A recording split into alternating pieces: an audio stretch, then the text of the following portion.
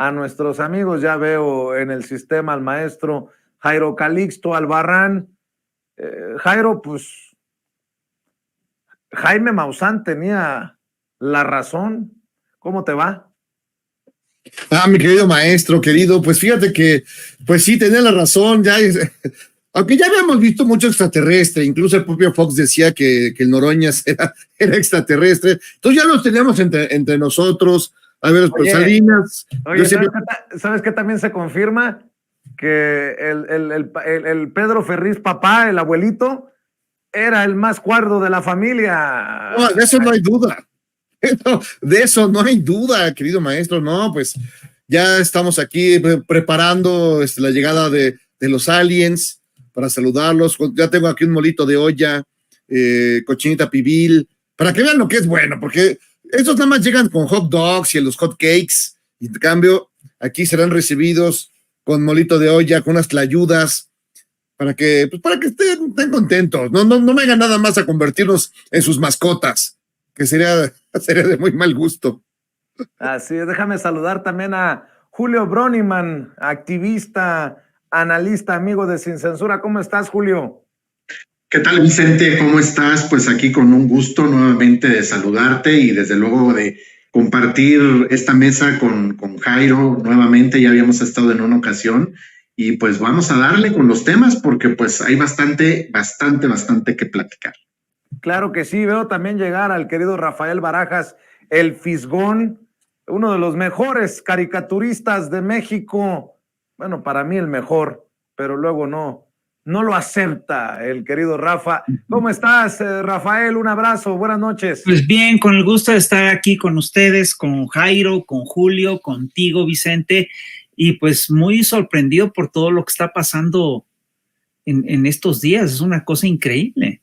Así, bueno, hoy, no vamos muy lejos, hoy anuncia Xóchitl Gálvez que sus abogados han presentado una denuncia contra Andrés Manuel López Obrador. Bueno, queda claro que la estrategia se llama todo y todos contra López Obrador. Xóchitl Gálvez ha anunciado esta denuncia, mi querido Jairo, hoy contra el presidente. Y bueno, creo que es importante mencionar lo que anuncia Xóchitl Gálvez y también decir que con esto continúa el famoso lawfare, que es a través de situaciones legales golpear a un gobierno. Dice Xóchitl Gálvez que la denuncia es por revelar datos confidenciales, apegándose al secreto bancario, no sé qué tantas cosas, dice Xóchitl Gálvez. Yo también ya le perdí el paso en tantas denuncias que ha presentado y amparos contra Andrés Manuel López Obrador, el presidente de México, mi querido Jairo. Pues sí, Vicente, amigos presentes. Antes que nada, quiero decir rápidamente una cosa, que quiero agradecerle a Barbie por su película, por su presencia en los cines del mundo, sobre todo en México, porque gracias a ella, y por eso porto con orgullo este color, ella nos rescató el color rosa que tenían secuestrados pues la oposición. Ya ves que con lo del INE, que sabemos al INE, el INE no se toca, todos andaban de rosa. Es un color que a mí me gusta mucho, que ya no usaba porque me fueran a confundir con Tanquita Córdoba, me fueran a confundir con Broso, con Alarraqui, entonces ya lo dejé de usar, pero gracias a Barbie, a que se ha apoderado de nuevo de esta pigmentación, lo ha recuperado, y yo se lo agradezco infinitamente a Barbie. Gracias, Barbie, por ese detallazo. Sí, y por otro lado, pues sí, en efecto, tenemos ahí, bueno, ya lo de Xóchitl, la verdad, ya está tan desinflada, está tan caída. Dios, su derrota es tan clara que ya no sabe qué hacer. Ya la vimos haciendo toda clase de argüendes y payasadas de una manera espeluznante, ¿no? Y todos los días le sale un nuevo tema. Ayer fue todo lo su propio cártel inmobiliario que tenía ya ahí en las lomas, ¿no? Cómo construyó todo pues un instrumento pues para ganarse un billetote, es lo que hizo, y así varias, la tomadura de pelo de las gelatinas, las mentiras de su origen indígena, bueno, hasta lo de la bicicleta, o sea, cuando la vimos, le vamos a andar en bicicleta, ya que anduvo en bicicleta ya de su vida, se ve que no sabe andar en bicicleta, se ve que no es lo mismo andar en bicicleta a puro pulmón que andar con una bicicleta eléctrica, ¿no? Entonces, ha sido una tomadura de pelo, y las encuestas no la apoyan, ¿no? Las encuestas la tienen abajo, por supuesto, como siempre, de ninguno, pero también de Colosio Junior. Ya cuando Colosio Junior te gana, que no ha hecho nada, o sea, es un personaje que no ha hecho nada, no ha salido, no tiene una declaración más que cuando estaba borracho, es decir, que no da una, que no tiene presencia nacional, que nada. Bueno, pues le ganan las encuestas. Entonces yo creo que lo de Xóchitl evidentemente es la búsqueda de ganar algo de credibilidad, algo de encanto, pero realmente ya es aburrida, ¿no? Llevarla ahí, otra vez a levantar una denuncia por enésima ocasión. O sea, ¿a qué horas legisló? Porque se la pasó todo el tiempo llevando sus negocios con su foto, ¿no? Y luego ya lo de las botargas, etcétera. Entonces creo que estamos ante un personaje que busca desesperadamente, y ahora sí, porque no tiene ningún arrastre, ya se vio las encuestas, ya la tiene realmente bocabajeada. Del propio, al interior del frente, pues también tiene un montón de enemigos, porque todo ese discurso buena ondita, progre, LGBTT y todo lo demás, y de ciertos apoyos así de progres, pues les sale urticaria. Entonces, no tiene todo consigo, y menos cuando unos señores periodistas empiezan a decir, ay, va a haber un atentado, López personalmente irá y a meterle la pata, a atropellarla o algo. Entonces, ya el absurdo, cuando todos sabemos que el personaje que más es el enemigo de Xóchitl Gálvez es Xóchitl Gálvez, cada vez que habla, cada vez que tiene una declaración, cada vez que sale comiéndose cosas raras, cada vez que dice que habla una lengua que no domina, no sabe ni decir gracias, cada vez que mete la pata en todas las cosas que hace, y evidentemente pues ella es su principal enemiga, y ella es la que realmente se está autodescarrilando. Y estos periodistas pues lo único que hacen es más caldo, esos frijoles rancios. Por ahí perdí un momento de escuchar la última parte de la exposición del maestro Jairo Calixto Albarrán. Déjame preguntarte, Julio, porque hay muchos temas en el tintero, hay muchos temas. De hecho, Santiago Krill hasta condiciona su renuncia como presidente de la Cámara de Diputados. A esto súmale las decisiones de algunos consejeros electorales del INE que básicamente les dicen a los de la oposición, hagan lo que les dé la gana. No renuncien, hombre. No hay base legal para pedirles que renuncien. Sí, como ya todos los de la coalición PT, Verde y Morena renunciaron o pidieron licencia, pues que hagan lo que les dé su santa gana. Así no hay piso parejo. Se me ocurre decir algo, lo que se me ocurre es decir, así no hay piso parejo, mi querido Julio. Mira, Vicente, y a toda la audiencia y a los compañeros de la mesa de análisis, lo que yo quiero aportar con relación a este tema es lo siguiente. Simple y sencillamente, Santiago Krill no quiere dar paso sin guarache. Así es como coloquialmente lo podemos catalogar, lo podemos decir. Es decir, no se quiere quedar sin la oportunidad de seguir dentro de la Cámara de Diputados, porque sabe perfectamente que por este lado es muy probable que no va a tener la exposición, o no tiene más bien la oportunidad o el nivel que él cree que realmente va a tener. Él aparentemente está muy confiado. Trata, intenta, se sugiere a sí mismo, se propone a sí mismo y trata de ser muy optimista cuando en el fondo sabe perfectamente que no lleva las de ganar, lleva las de perder. Él siempre que ha estado al frente o ha estado dentro de una elección para ser elegido por un cargo, por elección popular de manera democrática, sabemos perfectamente que siempre ha perdido. Entonces, ahorita, ¿qué es lo que está haciendo? Ahorita Sabemos perfectamente que simple y sencillamente cuando yo me estoy postulando o alguien que esté en un cargo a ese nivel, dentro de la misma Cámara de Diputados, por ejemplo, ¿qué ha hecho Noroña? ¿Qué ha hecho bueno, ya pidió licencia? O sea, él no está pasando por este procedimiento porque simple y sencillamente los que creen que son los más legales y los que abogan por la legalidad y no sé qué tanto, son los primeros que se están brincando y que se están saltando la ley. En pocas palabras, se la están pasando por el arco del triunfo.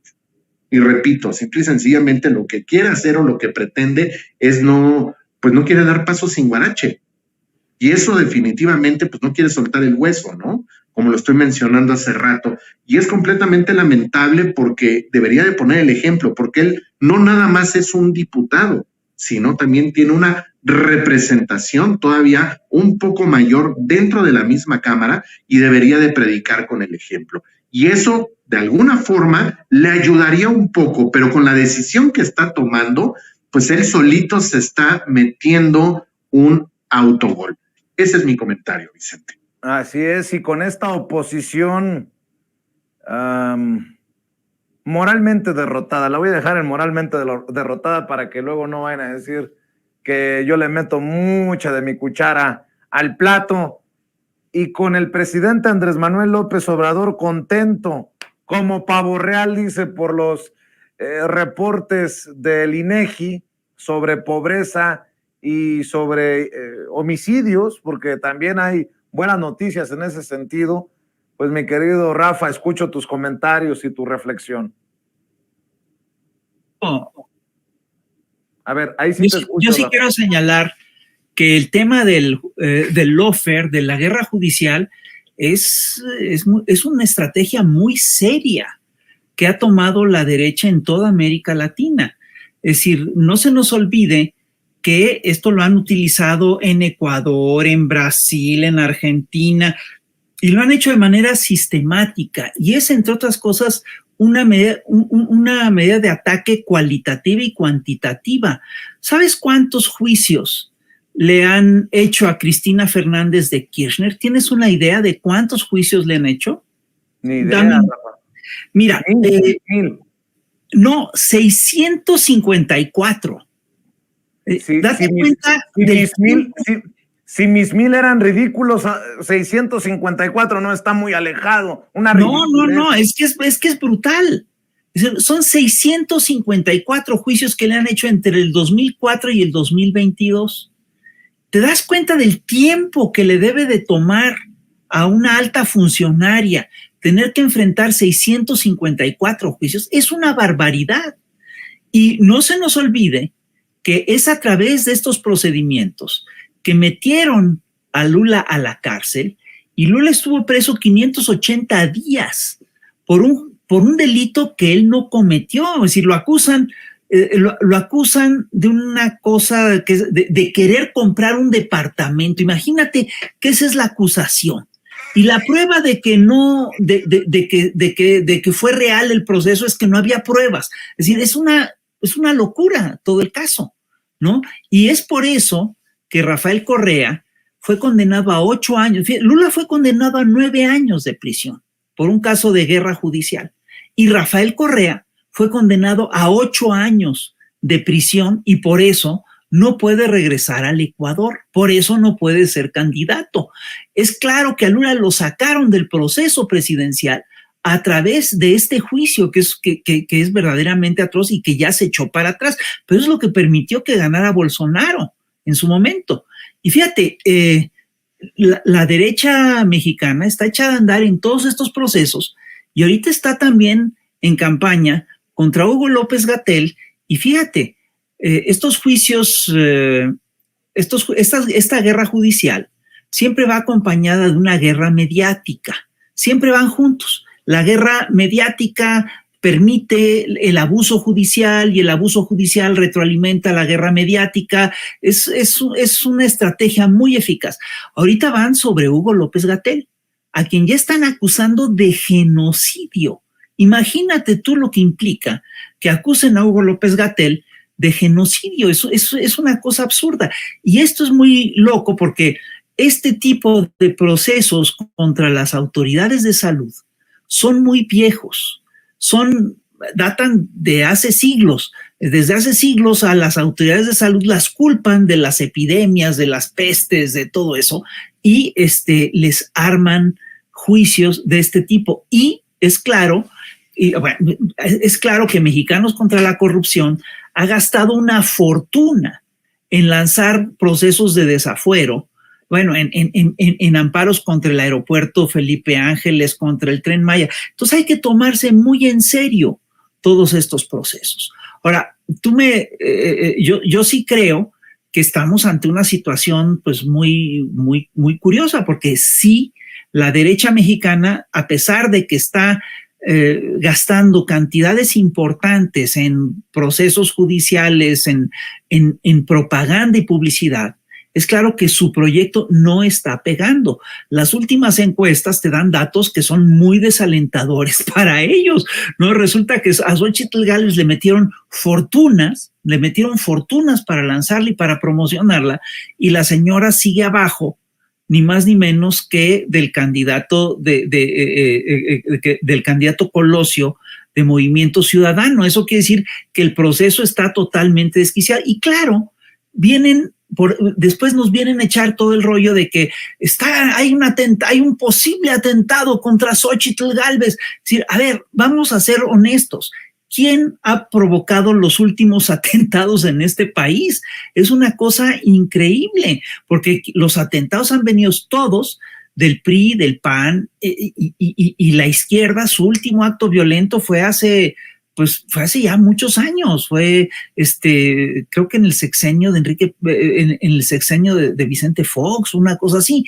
Entonces, estamos hablando ya de un proyecto muy, la izquierda de todos tipos, la izquierda electoral jamás, el obradorismo jamás ha cometido un acto de violencia. Y obviamente toda esta campaña pues tiende a victimizar a Xochitl Gálvez, tiende también a ocultar el hecho de que va mal en las encuestas. Yo creo que es una estrategia para volverla a colocar, es una estrategia más para volverla a amarrar, pero además tiene que ver con el hecho de que todo ese trabajo, todo ese intento de colocación es totalmente ficticio, porque el Partido Acción Nacional, por ejemplo, y el PRI están tratando de armar un discurso que va a contrapelo de lo que ellos siempre han sido. Ahora nos dicen que ellos están a favor de los programas sociales, y sale Fox a decirles que no, que él quiere que le regresen la pensión y que le quiten todos los apoyos sociales a toda esa bola de huevones. La traducción de esa declaración es muy clara.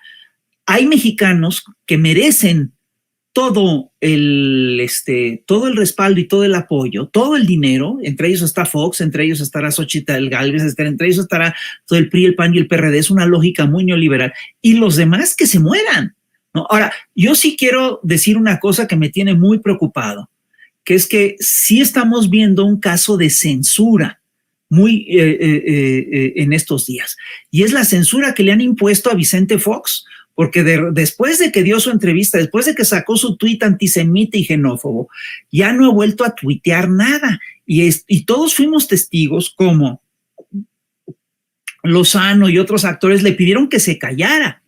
Es decir, yo sí creo que le dieron la orden de que se callara, lo mandaron callar, y están silenciando una voz muy importante de la oposición. Vicente Fox fue presidente de la República, es uno de los grandes líderes que tiene la oposición. Yo sí creo que tendríamos que pedir que un alto a la censura a Vicente Fox. Yo sí quiero seguirlo ir hablando, él es uno de los pocos que hablan con toda honestidad de aquel lado. Pues sí, y ya que estamos hablando de esto, también hay que decir que hay buenas noticias. Hay buenas noticias, mi querido Jairo Calixto, buenas noticias que no saldrán en los noticiarios de las grandes corporaciones, de los grandes medios de comunicación en nuestro país. El INEGI, con el tiempo, le ha dado la razón al presidente Andrés Manuel López Obrador, y para los hogares mexicanos, pues hay más dinerito. Y en temas de seguridad hay menos homicidios. Que quisiéramos ver más grande la diferencia, la baja de homicidios, pues claro, pero la tendencia ahí va hacia abajo. Pero seguirán los Jorge Ramos con sus narrativas y con sus números muy fáciles, diciendo que la cosa está del carajo, mi querido Jairo Calixto, pero insisto, el tiempo le va dando la razón a un presidente Andrés Manuel López Obrador que se encamina a la recta final de su sexenio y empiezan a cosecharse las buenas noticias. Pues sí, mi querido maestro, pues es cierto, es decir, el INEGI ya está dando claras muestras de que hay un avance en muchas materias, ¿no? Y lo que se viene además en tema de pobreza es muy impresionante. Según se plantea, podría llegarse a la cifra de 5 millones de pobres menos. O sea, cosa que no es, como diría mi Carmen querida, no es nada menor. Es decir, es un número tremendo. Y además, no solo eso, sino el tema de la pobreza extrema, que se está, o sea, digamos, ha habido un combate frontal que lo hemos visto a través de los programas sociales, a través de que subió el salario mínimo, a través de las becas, a través de la construcción, de grandes construcciones. Es decir, ha habido un empeño inusitado que no se había visto en otros sexenios, porque en otros sexenios, pues ahí está mi Chayito Robles quedándose a la hora buena con los apoyos para los más necesitados. Pero en este caso la idea esa fue por los pobres primero, y creo que es lo que se ha respetado y es la convicción fundamental de este gobierno. Por eso vemos, la verdad, es espeluznante lo que tú dices y tienes razón. Esta información del INEGI va a estar oculta, va a estar en la página 37, B, X y así abajo allí con 3 líneas. No va a aparecer en los grandes noticieros. López Dóriga no va a demandar al presidente por hacer esas cosas. Xóchitl Gálvez no se va a quitar el huipil para celebrarlo. No lo vamos a ver, porque son cifras y son hechos reales, son números concretos que no se los inventa nadie, ¿no? Y que favorecen todo el empeño que se ha hecho a lo largo de este sexenio, además pasando una pandemia. Perdón, eso todavía es un dato adicional fundamental. Es decir, después de pasar una tremenda experiencia como la que se vivió, donde la economía se le metió freno de mano, donde todo se detuvo, ¿no? Todo se quedó así, ahora sí que engarróteseme ahí la economía, y en muy poco tiempo se logró establecer nuevos parámetros. Porque además, lo fundamental, lo que hubieran hecho inmediatamente el doctor Meade o Ricardo Anaya de haber ganado hubiera sido endeudarse, ¿no? Lo primero, vamos a endeudarnos, a ver qué pasa, y ahí con eso nos salvamos, ¿no? Aquí ha habido totalmente una disciplina financiera, que eso está complicado de lograr, y además de todo, está también cómo impedir que se crezca la deuda. Es decir, ha sido un trabajo integral. Digo, sin duda faltan muchas cosas, pero esos números son muy impresionantes. O sea, lo que veremos pronto de 5 millones de pobres menos, eso no lo hizo ni Obama. Y esto que vemos ahora, pues es al fin de cuentas el logro de estos años de trabajo empeñados en eso. Y creo que al final el presidente ha tenido toda la razón, mientras que por allá lo que les interesa es que los grandes jerarcas recuperen lo que tenían, de que Claudio 3X vuelva a dejar de pagar impuestos, de que los de la Coparmex sigan viviendo como reyes, mientras la población vive en la inopia. Entonces, esta vuelta de tuerca es fundamental, y qué bueno que estamos ya viendo las cifras como son y no como las vendían antes. Entonces, la verdad es un tema para sentirnos bien. Y la gente que lo vive, que tiene un poquito más de recursos, que pueden moverse más, que tienen espacios más de maniobra en temas económicos, oye, esa gente pues debe estar pues muy, muy, muy contenta, muy complacida, porque es lo que les hacía falta. Hay gente que necesita un empujón para hacer cosas, y creo que este empujón ha sido fuerte. Estudiantes, adultos mayores, discapacitados, todo en general, todos esos apoyos están funcionando. Oye, dices que la gente necesita un empujoncito para hacer cosas. ¿Qué empujoncito necesitará Xóchitl Gálvez para que nos diga la verdad y nos dé a conocer su verdadera riqueza? Un empujoncito de... Pues sí, Mira, con unas gelatinas de piñón, yo creo que sí suelta la sopa. Oye, pues pero lo dudo, diría el príncipe de la canción, porque Julio, también quiero escuchar tu opinión. Los del frente se van a guardar datos, y literal, los del Frente Amplio opositor, los aspirantes de la oposición no harán público cuánto invirtieron en giras y en redes, a pesar de que los dirigentes del PRI y el PAN prometieron un método transparente y apegado a la legalidad. A 3 semanas de que los aspirantes se han registrado para competir, no han dado a conocer públicamente los gastos derivados de la propaganda en redes sociales, ni de los recorridos que están haciendo a lo largo del país sin que hayan renunciado al cargo público que ostentan. De acuerdo con el comité organizador del proceso, solo se publicarán en unos meses. El informe que va por México debe reportar al Instituto Nacional Electoral sobre el uso de los recursos ordinarios del dinero público que reciben del órgano electoral para actividades partidarias. Pero ¿cómo han criticado a Adán Augusto López Hernández, a Claudia Sheinbaum, a Gerardo Fernández Noroña, a Marcelo Ebrard, a Ricardo Monreal, al Güero Velasco? Se están gastando un dineral. Bueno, ahí están, creo que hasta semanalmente, las corcholatas, y lo ha reconocido así en conferencia de prensa Mario Delgado, presidente nacional del partido, están reportando sus gastos. Y estos señorones, nada más falta que del INE digan, no es necesario que den a conocer los gastos en el Frente Amplio opositor. No quiero dar malas ideas, mi querido Julio Broniman, pero no exagero, ¿eh? Pues mira, efectivamente, Vicente, como lo estás mencionando, vamos a ser claros y contundentes. A estos personajes, este asunto de transparentar, este asunto de la transparencia y más bien este asunto de la honradez y de las cuentas claras, jamás se les ha dado. Y ahorita, pues es lógico, no sabemos exactamente cuánto es el presupuesto. Bueno, yo en lo personal no estoy enterado cuánto es el presupuesto que supuestamente tienen ellos asignado para lo que es todo su proselitismo. Y el hecho de que no lo quieran transparentar, pues como lo dije hace rato, a mí en lo personal no se me hace absolutamente nada extraño, pero están obligados a hacerlo, lo deberían de hacer, porque si lo que quieren es ganarse la credibilidad de la gente, pues de esta manera lo que menos van a lograr es tener más empatía o tener tantita empatía, que es la mucha que en realidad es la que les está faltando, ¿no? Y si están en contra de querer transparentar sus gastos para todo este proselitismo y todo esto, pues definitivamente pues es algo que está como muy extraño, ¿no? Porque a estos cuates como que nunca se les ha dado el transparentar todo esto. Ahora, ¿quién, cuándo, cómo están ejerciendo este presupuesto? ¿Quién les está dando el dinero? ¿Cuánto es lo que les está costando lo que están haciendo, no? Porque sí sería una tomada de pelo que salgan con cantidades verdaderamente estratosféricas para lo que en realidad están haciendo, ¿no? Porque definitivamente por ahí me ha tocado ver algunas giras muy escuetas y unas entrevistas y unos videos de la Madrid. Creo que la que está gastando más en este caso es Xóchitl Gálvez, es la que lleva más gastos.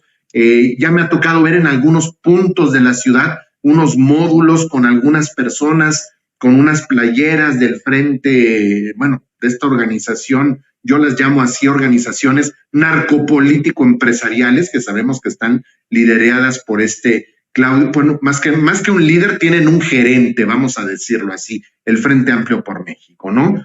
Entonces, sí es como, a mí no me extraña definitivamente que no lo quieran hacer, y si lo van a hacer, pues ya sabemos que los números van a estar completamente manipulados, las cuentas van a estar completamente infladas. Ahora, es una manera también de evidencia, o sea, no lo quieren hacer también porque en el fondo nosotros sí lo sabemos que existe un financiamiento. Hoy en la mañana el presidente estuvo hablando y lo ha repetido en un sinfín de ocasiones acerca del financiamiento por parte de la USAID y otras organizaciones gubernamentales a través de distintas ONGs. Este financiamiento precisamente para lo que viene siendo los ahora opositores, ¿no? Y esto no es nada más desde ahorita. Ha sido un financiamiento precisamente para poder orquestar esta guerra mediática, esta guerra híbrida, lo que podemos decir también, como lo decía hace rato el Fisgón, que lo explicó excelentemente bien lo del tema del lawfare. Entonces, pues de ahí viene, porque finalmente de ahí viene todo este financiamiento, de ahí es de donde han estado obteniendo recursos para esta guerra sucia y desde luego, pues para apoyar bueno, yo creo que también a estos candidatos, ¿no? Yo recuerdo que en las pasadas elecciones intermedias se habló mucho de la presencia y de la cercanía que tenía Claudio González X con gente del INE. Se habló también de la presencia de observadores electorales que venían de la OEA, es decir, gente de Almagro, para estar, según ellos, pendientes del desarrollo democrático de las elecciones. Esto fue en las pasadas elecciones intermedias, ¿no? Entonces, el hecho que hayan tenido esta cercanía, la gente de Claudio González X, la gente de la OEA, de Almagro, y en ese entonces, pues, los dirigentes del INE, pues obviamente ahí hay un contubernio muy extraño, y bueno, finalmente que estos personajes ahorita no quieran transparentar todo esto, es porque si empiezan a transparentar, yo creo que se van a delatar muchas cosas. Vamos a poder entender todavía aún más lo que está sucediendo, no nada más tras bambalinas, sino ya también claramente, de una forma más abierta, de quién está financiando y seguramente de cómo lo están haciendo y cómo están utilizando ese recurso, no nada más para estas campañas o para este proselitismo, sino también para otras cosas, otras tantas cosas más, para lo que han estado utilizando este recurso. Así es, y fíjate, ya casi lo puedo firmar, querido Rafael Barajas, querido Fisgón, que esto que se anuncia, que lo menciona el presidente Andrés Manuel López Obrador, que se ha reducido 6 puntos la brecha entre ricos y pobres en nuestro país. Por soberbia, los ricos lo van a buscar ridiculizar. Hay 6 puntos, ¿qué son 6 puntos? Bueno, vamos en el sentido correcto. Con eso de que primero los pobres, de la lucha contra la corrupción, pues es de donde precisamente sale este avance, este caminar en el sentido correcto. Quisiéramos que fueran 60 puntos, pues claro, que pasamos de 28 homicidios, son 28 o 38, 28 homicidios por cada 100,000 habitantes a 25 homicidios por cada 100,000 habitantes. Ya con eso celebra López Obrador, porque vamos en el sentido correcto, vamos en el camino correcto. Sigo escuchando tus comentarios, tus opiniones, Rafa. Pues es muy importante todo esto. Mira, yo creo que pocas veces en la vida habíamos tenido a un gobierno que había cumplido lo que había prometido. Y yo quiero pedirle al auditorio que piense lo difícil que es cumplir lo que uno promete.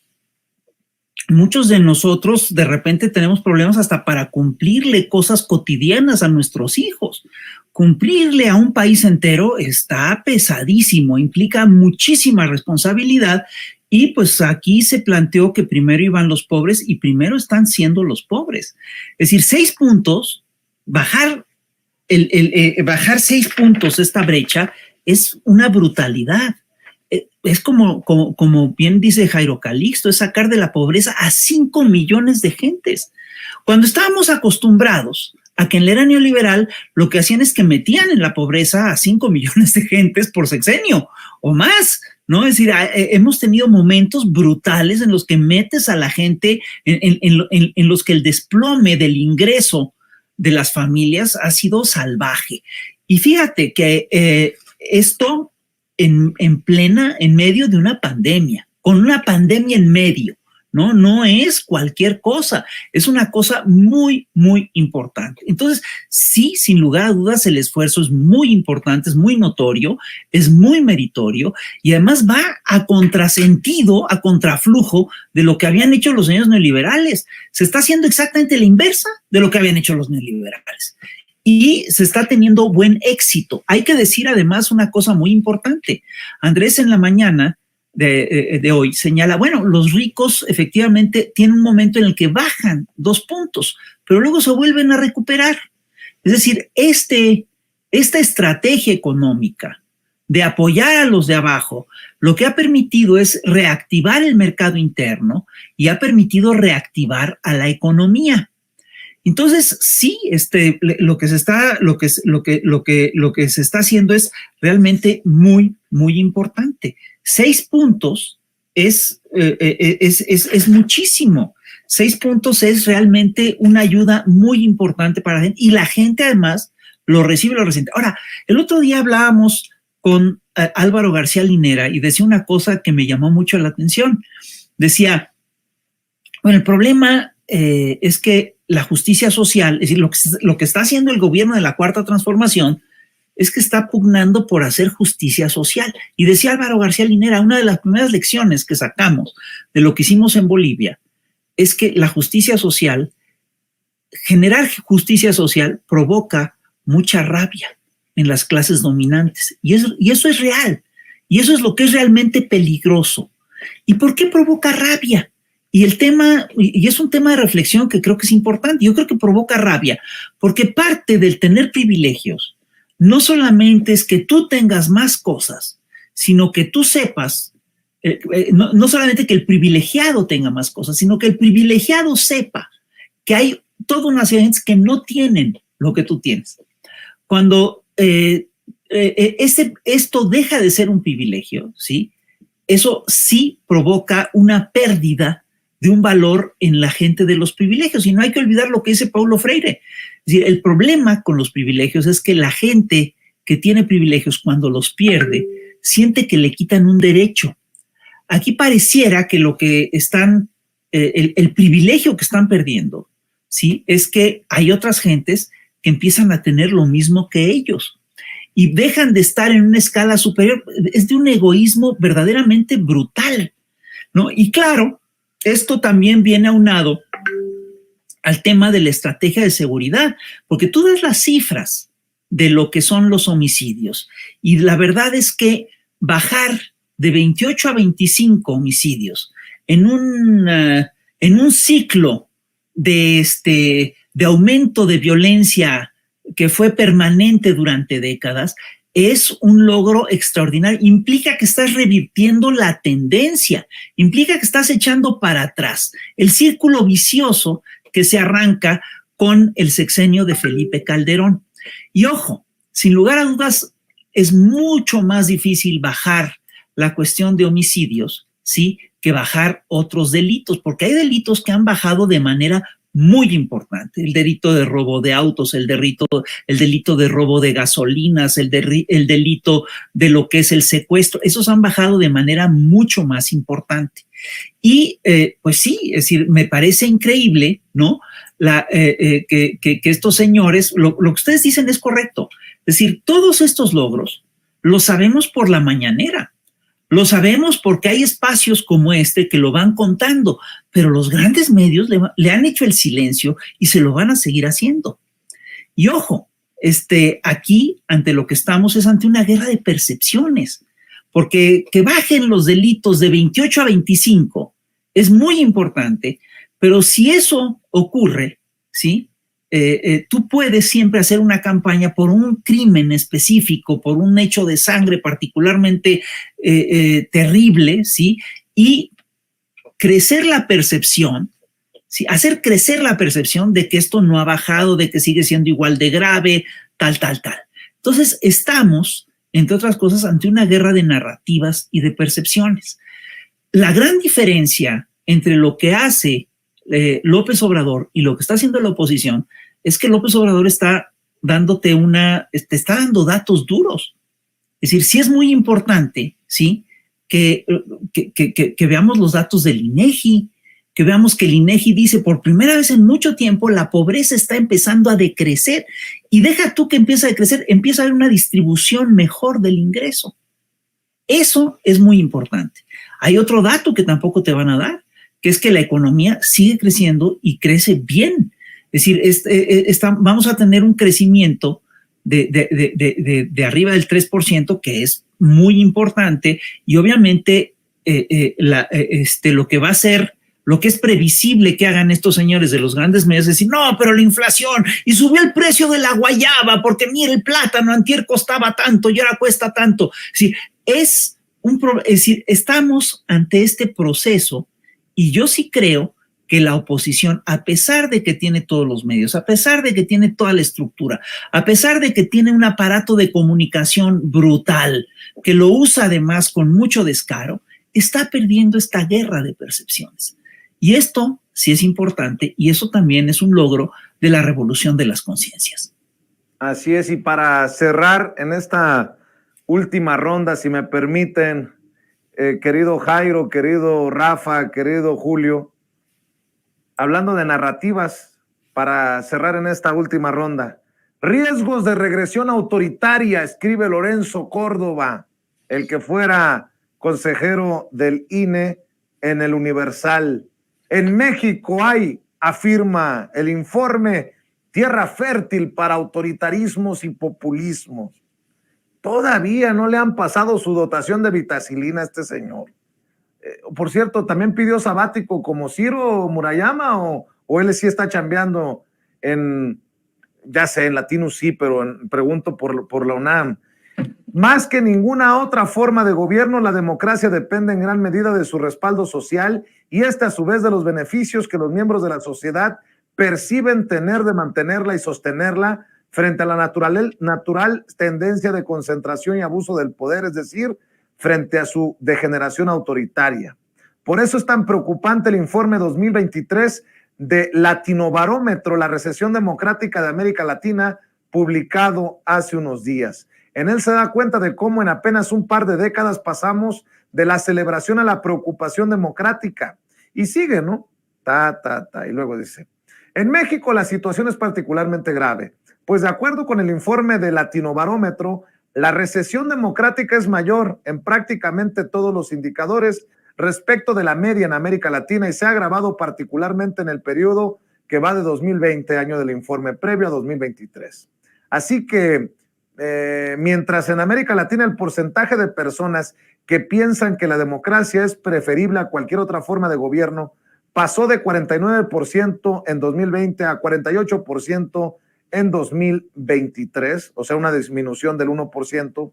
En México se redujo de 43 a 35%, un 8% menos, si le pone signos de admiración. El promedio de quienes le da lo mismo contar con un régimen democrático o no pasó del 27 al 28% en América Latina, o sea, subió un 1%, y en nuestro país aumentó del 26 al 28%, subió un 2%.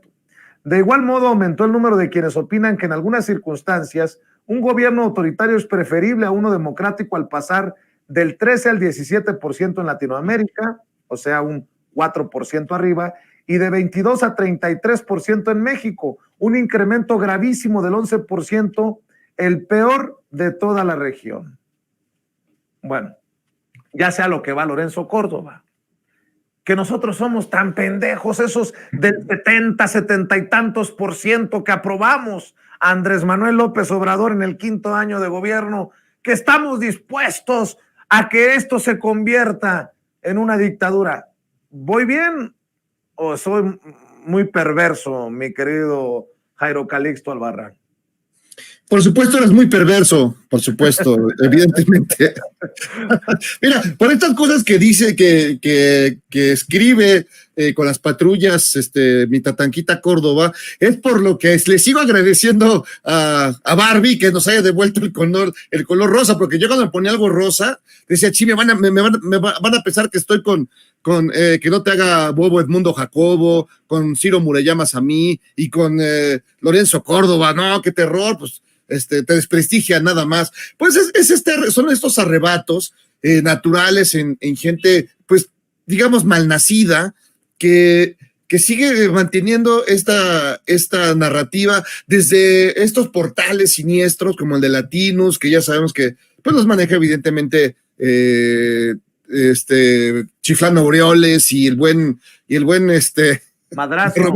Roberto Madrazo, gente fina, gente elegante, grandes pensadores y grandes estadistas.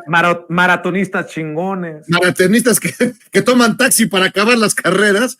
Entonces, hay que tomar las cosas de quien viene. Y este personaje, evidentemente, se cansó de escupir al cielo, se cansó de flagelar no solo el recuerdo de él mismo, sino de su padre, lo cual todavía es más perverso. Es un personaje que construyó una serie de ideas sobre una democracia, ¿no? De que él era muy demócrata, cuando en realidad no lo era ninguno de sus amiguitos, y que vimos cómo hicieron negocios, hicieron tranzas, todo lo demás pues, para beneficio personal.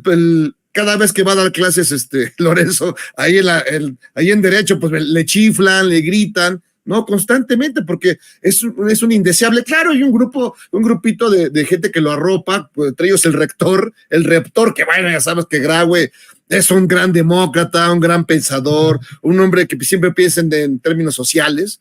Entonces lo está protegiendo como ha ocurrido, y por eso pues ahí está Ciro Murayama Samí en su año sabático, después de no hacer nada, o sea, de veras, uno de los grandes vivales que ha dado la patria, y aún así hay quien le aplaude. Entonces estamos ante este personaje que de veras va a pasar a la historia. El basurero de la historia no es nada a donde va a pasar. Lo vamos a recordar de veras de una manera miserable por cómo se comportó y cómo fue transformándose. Quienes lo conocimos en los primeros tiempos, cuando era un tipo que se confrontaba, que defendía la democracia realmente, que pues evidentemente no es ningún tonto, tiene información, tiene datos, tiene labia, pero al final pues sí, se entregó donde estaba más el billete, y esos son los resultados. Por eso que bueno que ya puedo volver a poner, gracias a Barbie, mi color rosa, querido maestro. Y dice en su columna Lorenzo Córdoba, lo que Latinobarómetro nos revela es que en la región, y particularmente en México, vivimos un peligroso caldo de cultivo en donde el descontento social con la democracia está provocando el florecimiento de actitudes autoritarias con la consecuente erosión o incluso pérdida de nuestras frágiles conquistas democráticas.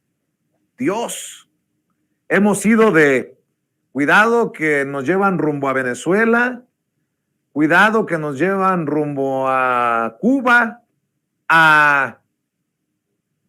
no sé, mi querido Julio Broniman, ¿a dónde nos intenta llevar con su narrativa Lorenzo Córdoba, exconsejero presidente del INE?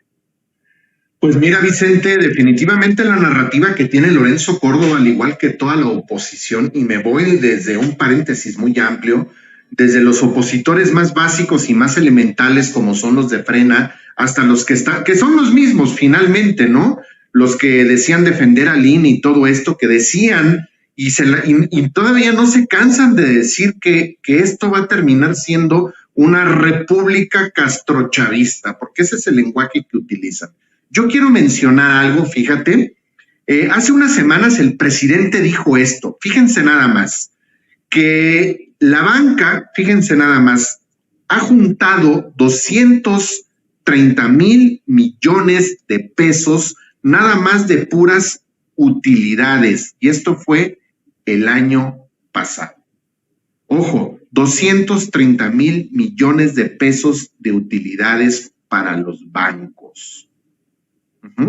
Esto es una cifra récord, por lo que dijo el presidente en aquella mañanera. Esto tiene como unas 2 semanas aproximadamente que lo dijo Andrés Manuel. Y bueno, finalmente, ¿qué es lo que está sucediendo?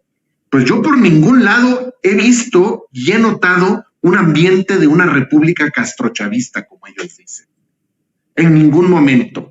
¿Qué es lo que ha estado sucediendo? La banca, con estas ganancias que están teniendo, ciertos sectores de la banca o ciertos empresarios que invierten en la banca, pues definitivamente no les está yendo absolutamente nada mal. ¿Por qué? Porque con el hecho de aterrizar todos estos programas, no son dádivas, estos programas sociales para los adultos mayores, que les depositan su dinero y los otros tantos programas que hay, lo único que ha estado generando es mover la economía.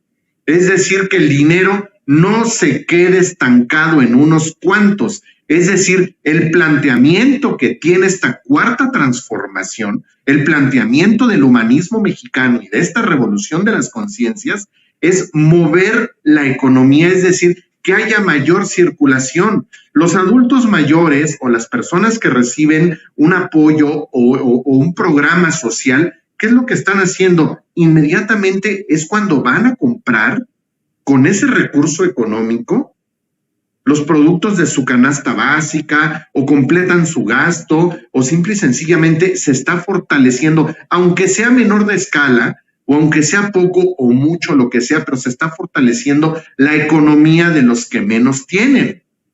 ¿Y qué es lo que se está generando? Repito, un mayor circulante. El dinero está circulando cada vez más y más, no deja de circular, no está parada ni pasmada la economía. ¿Qué es lo que sucede? Los proveedores de materias primas, de canasta básica y todo esto, pues están recibiendo ese dinero y es una cadenita que va llevando una cosa con otra. Entonces estamos viendo una economía que se está moviendo, que tiene un ritmo, que tiene una sinergia y finalmente los resultados y los ganones también quienes están siendo, pues con estas ganancias que están teniendo los que están invirtiendo en la banca, repito, de 230,000 millones de pesos en utilidades, pues esto es muy atractivo como para que la cuarta transformación continúe y como para que este tipo de programas, precisamente para atender las necesidades básicas y elementales de los que menos tienen, pues tienen que continuar. Entonces yo, lejos de percibir un ambiente de una república, como dicen estos personajes, con esa hazaña y con ese odio, es que esto se va a convertir en una república castrochavista, pues yo no lo veo por ningún lado. Yo más bien considero y veo que aquí la cuarta transformación y las políticas económicas y de desarrollo y de crecimiento social le están apostando más bien a un modelo de una economía mixta, bastante y muy progresista, para favorecer a los que menos tienen y que cada vez pueda subir gradualmente el nivel y la economía de todas estas familias. Y para cerrar, la opinión de el querido Rafael Barajas, el Fisgón, dice Lorenzo Córdoba, en México solo el 37% de la población está satisfecha con la democracia, ante un 61% que no lo está, con lo que en México hay, afirma el informe Latinobarómetro, tierra fértil para autoritarismos y populismos. Carajo, Rafa, ya te veía yo la cara que estás tú desde el Instituto Nacional de Formación Política de Morena, promoviendo el autoritarismo, el populismo. Por favor, muchachos, pues me hubieran avisado esto del Fisgón y qué bárbaro. Mi querido Rafa, perdón por el pistorete. Lo que dice Jairo del color rosa tiene mucho fondo, porque fíjate, lo que han hecho estos señores en los últimos años es ya no dar golpes de Estado, sino que dan golpes blandos y lo han llamado el ciclo de las revoluciones de colores. Las revoluciones de colores son todas revoluciones a favor de Washington o movimientos y procesos que sean a favor de Washington. Y a nosotros nos tocó el color rosa, ¿no? Que es el color Barbie, que ahorita se pone de moda, en fin. Es decir, entonces, ¿qué son estas revoluciones de colores? Son efectivamente es parte de un discurso que se está peleando el sentido común de la gente y básicamente lo que se plantean estas revoluciones de colores es que hay dos rutas en el planeta. Solo hay dos caminos en el mundo. Uno es el libre comercio, con toda su lógica, con sus hegemonías, que al final pues es una dictadura del mercado, ¿sí?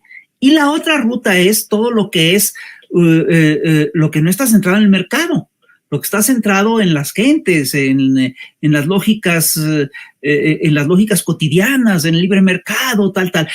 Pero fíjate, lo que están defendiendo es un tipo específico de democracia que se impulsó a partir de la década de 1980, que es lo que ellos llamaban las democracias del libre comercio. La lógica de que el libre comercio iba aparejado de la democracia. Si había libre comercio, había de manera automática democracia, y una prueba de ella era Estados Unidos, otra prueba de ella era Inglaterra, donde tienen una monarquía todavía, ¿no? Es una cosa un poco curiosa.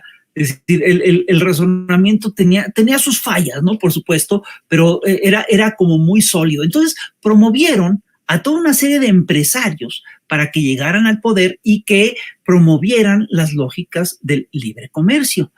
Promovieron, entre otras cosas, a Menem en Argentina, a Fox en México, tal.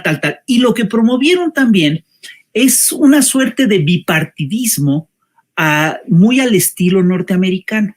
Aquí en México no cuajó tan bien, porque salió el PRD, salió la opción de la izquierda, entonces eso no les funcionó muy bien, pero al final de cuentas sí lograron armar un sistema de partidos que tenía mucha relación con las lógicas del bipartidismo norteamericano. Es lo que hoy conocemos como el PRIAN-RD, ¿no? Es decir, y sobre todo como el PRIAN, porque el PRD está en total vía de extinción.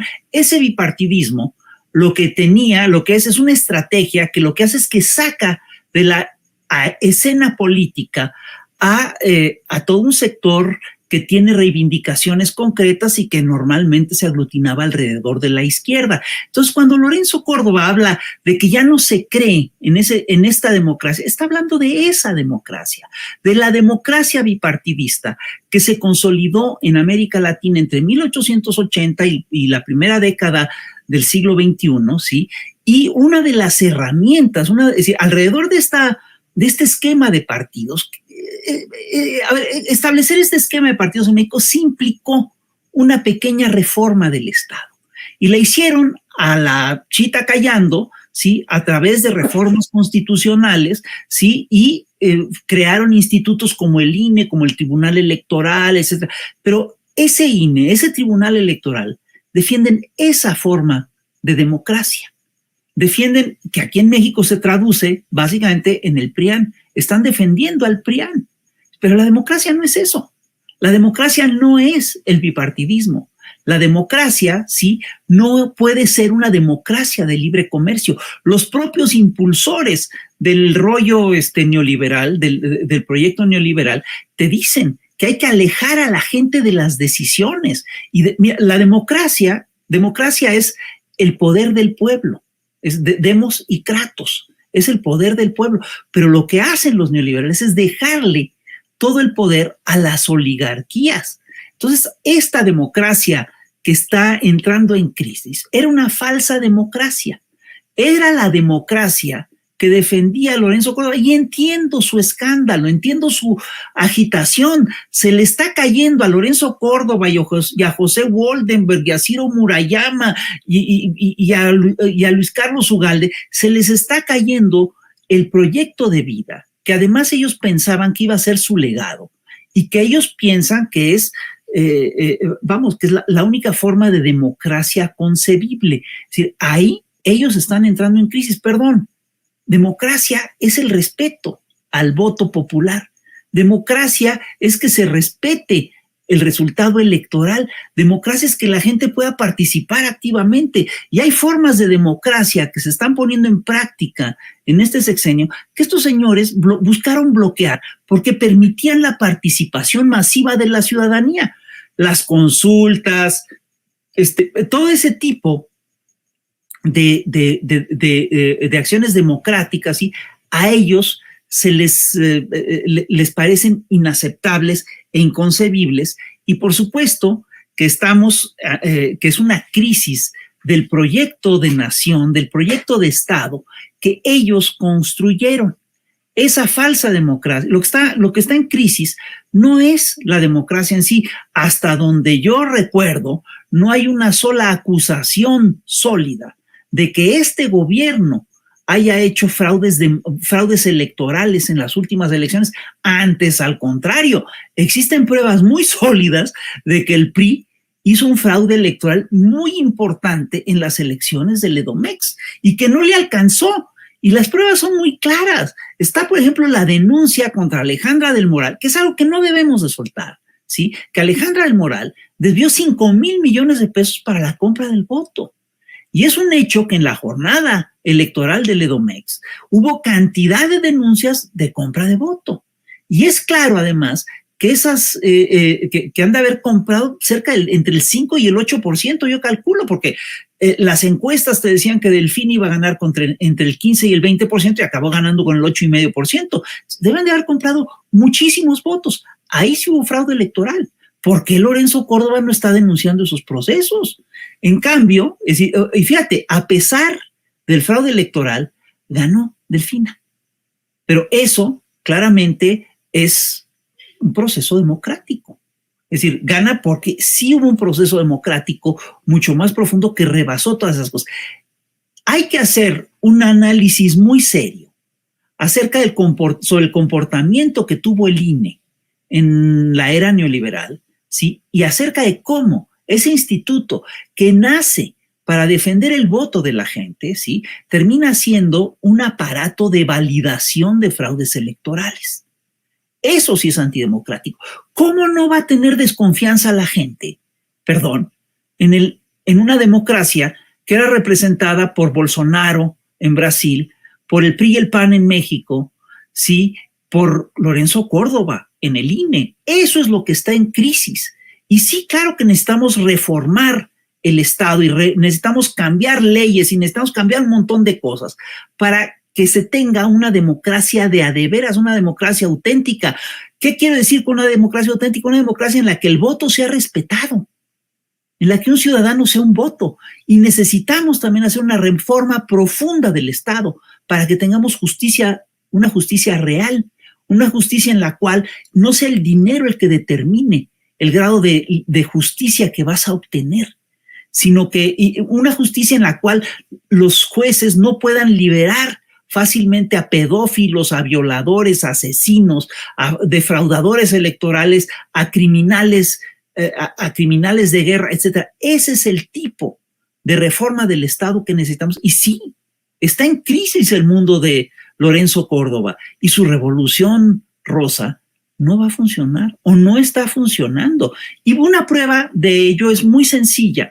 Estamos hablando de cómo las oligarquías incluso se están beneficiando de la reactivación del proceso económico en México, del mercado interno.